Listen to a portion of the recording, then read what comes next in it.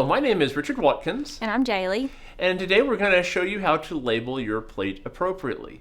And Jaylee is going to kind of talk to us about that today. So what do they need to include on their plate, Jaylee? So they need to include their section number, also where they're seating in lab, and the date and what type of media. Okay, so could you give us how they would label this plate we have right here? So we have our plate, and we have our marker. We're going to write on the outside of the plate. We don't want to write in the middle because this is where the bacteria is going to grow. Okay, so there's two parts of the plate. Which part would you be labeling? We want to label the media side, okay, not the lid side, because lids can easily get swapped and we don't want to lose your plate. All right. So I'll start with the section number, which can be found in Canvas, or if you ever need help, of course, you can ask a TA or instructor. For example, if your section was 001, we're going to write it here. And then say that you were sitting at seat 3B. So I'm going to write 3B. Okay. And then today's date. And the type of media. So this would be TSA, for example. All right, that seems simple enough. All right, now let's. How would you incorrectly label this one? So that's good. What's a bad example? Okay.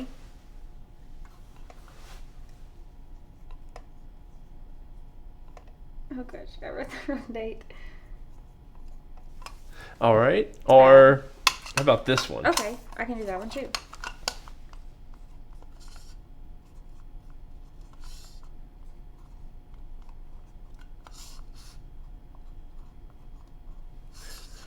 Good, right? Oh, well, what's wrong with this one? Well, we know this one's all over the plate. So when your bacteria grows, you're not going to be able to see anything except for what you've wrote. Okay. And this one, it looks great, right? So we have our handwriting on the outside, but what could happen? What if we flip the plates and swap things like this? Uh-oh. Uh-oh, spaghetti-o. Uh-oh.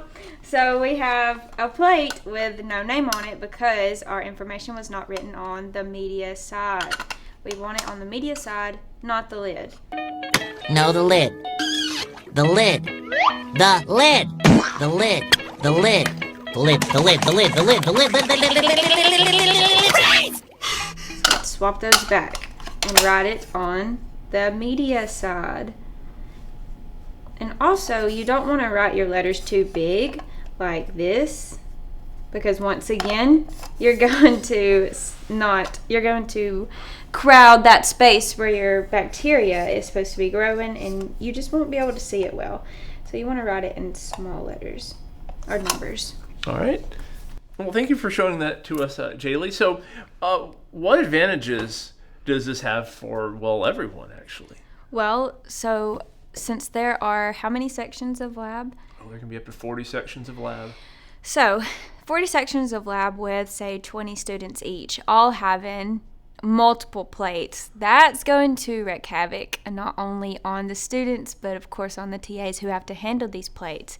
So labeling these plates like this is very helpful because it will let us know whose plate it is, and it'll be easier so we won't lose your sample. Exactly. And there's also a time consideration here because you're in a lab with 20 students or 10 groups. You know, we have a lot of plates in this lab. You're going to see a lot of these things. And we want to get these to you sooner because the sooner we get these to you, the sooner you get to work on them and leave, and the sooner the TA is done. So it benefits everyone to have your plates correctly labeled. All right. Well, hey, thank you so much for showing that to us, Jaylee. Appreciate it. No problem. Awesome. Thank you. And have a good day. Thanks. Bye.